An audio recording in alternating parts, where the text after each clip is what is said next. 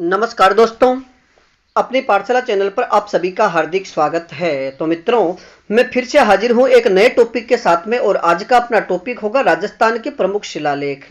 और मित्रों याद रखिएगा कि राजस्थानियों के शिलालेखों से संबंधित प्रश्न राजस्थान में आयोजित होने वाली सभी भर्ती परीक्षाओं में प्रश्न पूछा ही जाता है, इसलिए आप इस टॉपिक को गहराई से अध्ययन करें। और आज मैं इसके यानी शिलालेखों से संबंधित विस्तृत जानकारी लेकर के प्रस्तुत हुआ हूं। तो मित्रों, बात करें आज के पहले शिलालेख की, यानी अपना पहला जो शिलालेख है वह है गठियाला का शिलालेख। मित्रों याद रखिएगा कि गठियाला का शिलालेख, यह शिलालेख फलोदी जिले में स्थित है। यानी पहले यह जोधपुर जिले में था, वर्तमान समय की बात करें तो यह फलोदी जिले में है। यह शिलालेख कुक्कुट के समय का यानी 861 ईस्वी में उत्कीर्ण करवाया गया था।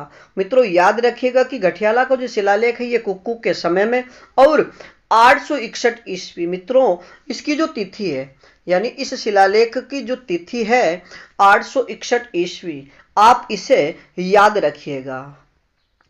और मित्रों बात करें कि संस्कृत भाषा में उत्कीर्ण यह शिलालेख, यानी इस शिलालेख को माता का साल भी कहा जाता है। अगर आपसे प्रश्न पूछ लिया जाए कि राजस्थान का वह शिलालेख कौन सा है जिसे माता का साल कहा जाता है, तो गठियाला का शिलालेख है। अब बात करें अगले तथ्य की, इसके लेखक, अगर इस शिलालेख के लेखक की बात करें तो मातृ मग और उत्कीर्णकर्ता कौन थे, तो कृष्णेश्वर। मित्रों याद रखिएगा कि इस शिलालेख को उत्कीर्ण करवाने वाले कृष्णेश्वर थे और उत्कीर्ण करने वाले अर्थात इसके लेखक मातृ मग थे। और राजस्थान में पहली बार सती प्रथा का उल्लेख की बात करें तो गठियाला के शिलालेख से प्राप्त होते हैं। मित्रों याद रखिएगा कि गठियाला को जो शिलालेख है, इस शिलालेख में ही राजस्थान में पहली बार सती प्रथा का उल्लेख गठियाला शिलालेख से ही प्राप्त होता है।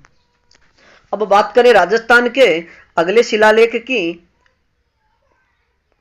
बीकानेर प्रशस्ति। मित्रों अगला जो शिलालेख है बीकानेर प्रशस्ति, तो यह प्रशस्ति जूनागढ़ दुर्ग में स्थित है। सबसे पहली बात तो बीकानेर दुर्ग, यानी जिसे राय सिंह ने जिसका पुनर्निर्माण करवाया था, तो मित्रों यह जो प्रशस्ति है बीकानेर प्रशस्ति, यह जूनागढ़ दुर्ग में स्थित है तथा इसे 1594 ईस्वी में उत्कीर्ण करवाया गया था। अगर मित्रों आपसे प्रश्न भी पूछ लिया जाए कि राय सिंह प्रशस्ति या जूनागढ़ जो प्रशस्ति है इसका उत्कीर्ण या इसका निर्माण कब करवाया गया, तो 1594 ईस्वी में। अगला तथ्य कि इस प्रशस्ति के दोनों ओर जयमल और पत्था। मित्रों याद रखिएगा कि महाराणा उदय सिंह के जो वीर सेनापति थे जयमल और पत्ता सिसोदिया, उनकी हाथी पर सवार जो मूर्तियां हैं वह जूनागढ़ दुर्ग में है। और यह जो बीकानेर प्रशस्ति है इसके दोनों ओर ही ये मूर्तियां लगी हुई है। अब बात करें कि इस प्रशस्ति के लेखक, तो इस प्रशस्ति के लेखक जैता थे। मित्रों याद रखिएगा प्रत्येक जो प्रशस्ति है, एक तो उसके उत्कीर्ण समय का, एक समकालीन शासक, दूसरी इसके लेखक कौन है। अब बात करें आज के अगले शिलालेख की,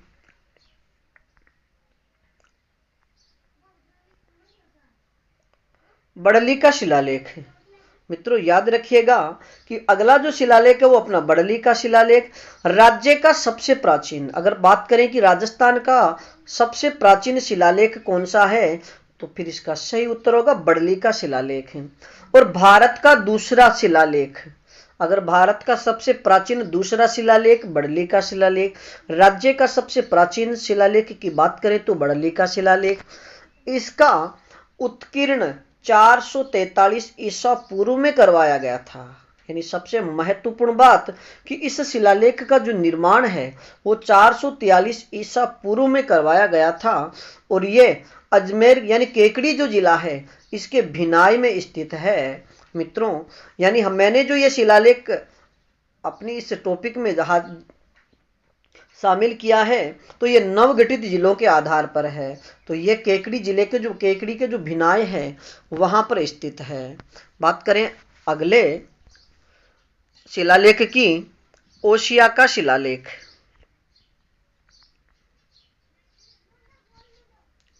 ओसिया का शिलालेख। मित्रों याद रखिएगा कि ओसिया का शिलालेख ये जोधपुर ग्रामीण में स्थित है, यानी नवगठन के बाद ये जोधपुर ग्रामीण में है तथा इसका उत्कीर्ण 956 ईस्वी में करवाया गया था। कि ओसिया का शिलालेख का उत्कीर्ण कब करवाया गया? तो 956 ईस्वी में।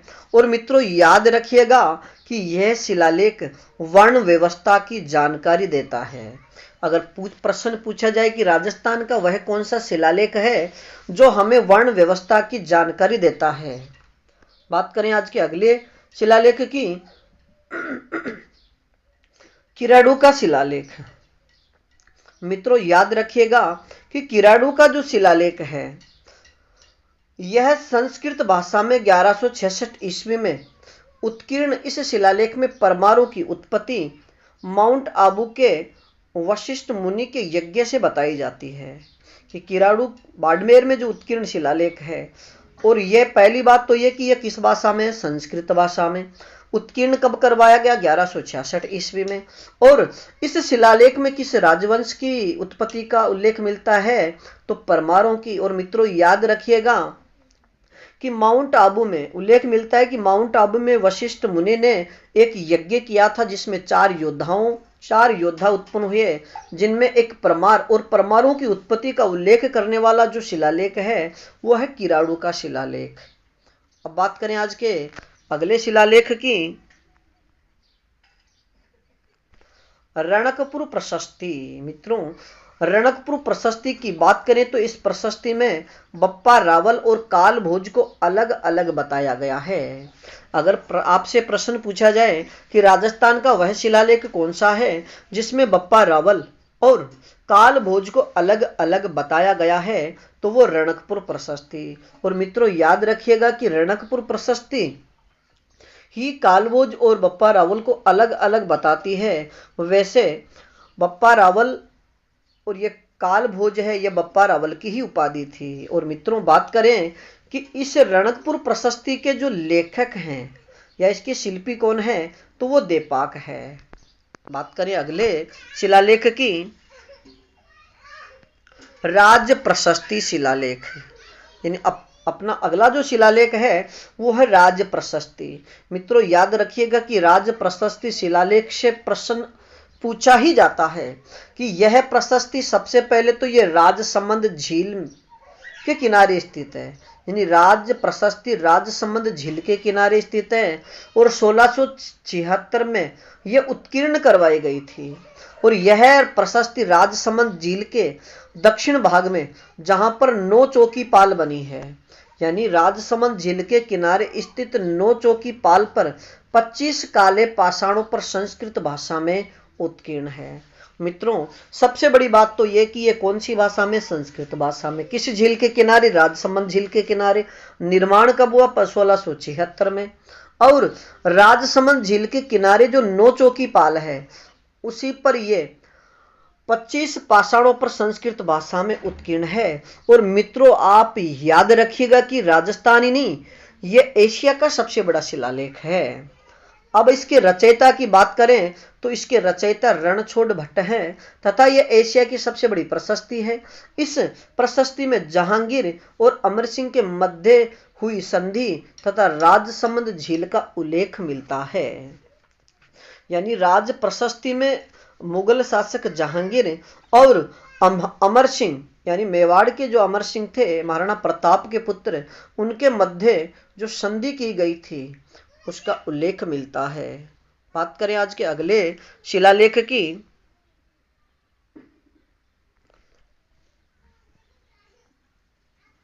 जगन्नाथ राय प्रशस्ति। मित्रों याद रखिएगा कि इस प्रशस्ति का निर्माण 1662 ईस्वी में करवाया गया था। सबसे पहला प्रश्न तो यही बनेगा कि जगन्नाथ राय प्रशस्ति का निर्माण किसके द्वारा करवाया गया था, तो कब करवाया गया था? तो ये 1662 में। अगर बात करें कि यह प्रशस्ति जगदीश, उदयपुर के जगदीश मंदिर में लगी हुई है, यानी जो जगन्नाथ राय प्रशस्ति है ये कहां पर है? तो उदयपुर में। और उदयपुर में यानी जो जगदीश मंदिर है जिसे सपनों में बना मंदिर कहते हैं, वहां पर लगी हुई है। और इसके रचयिता की बात करें तो कृष्ण भट्ट थे। अगर आपसे प्रश्न पूछा जाए कि जगन्नाथ राय प्रशस्ति के रचयिता कौन है? तो कृष्ण भट्ट।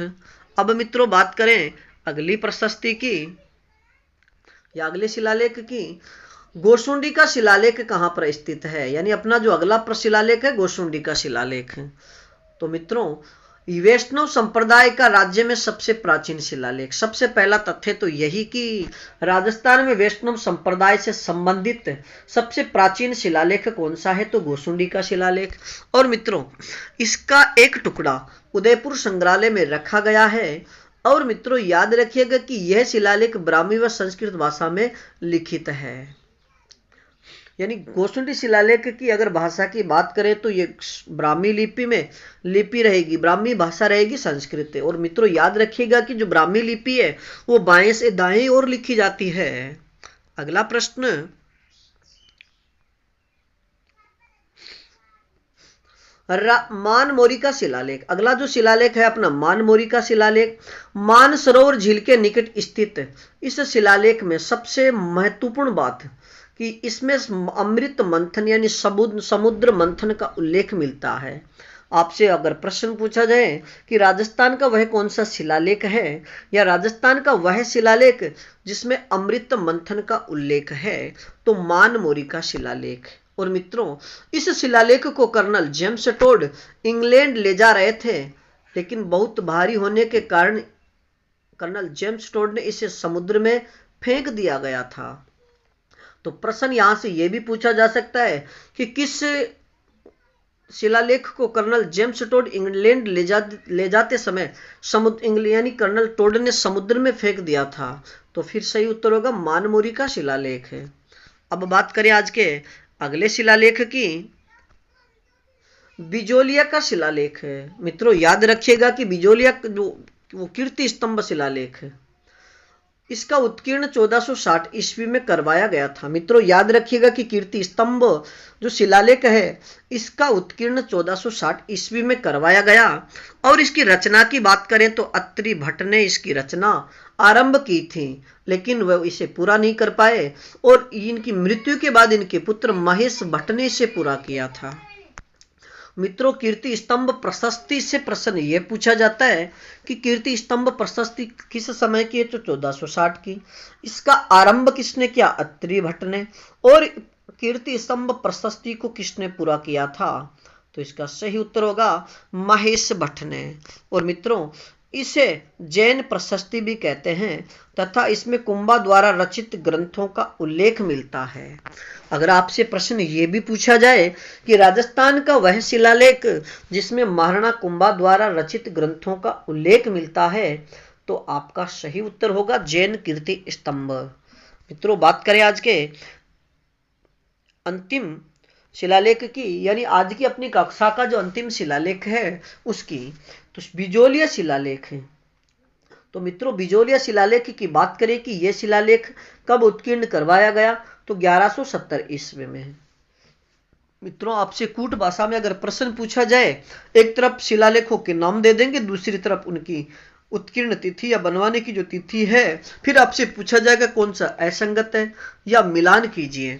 तो बिजोलिया प्रत्येक शिलालेख की आप एक तो सन, एक उसकी भाषा और एक उसका जो उत्कीर्ण करवाने वाले या उनके जो शिल्पगत करने वाले लेखक की बात, उत्कीर्णकर्ता की बात कर पूछी जा सकती है। तो मित्रों बिजोलिया का जो शिलालेख है ये 1170 ईस्वी में उत्कीर्ण करवाया गया।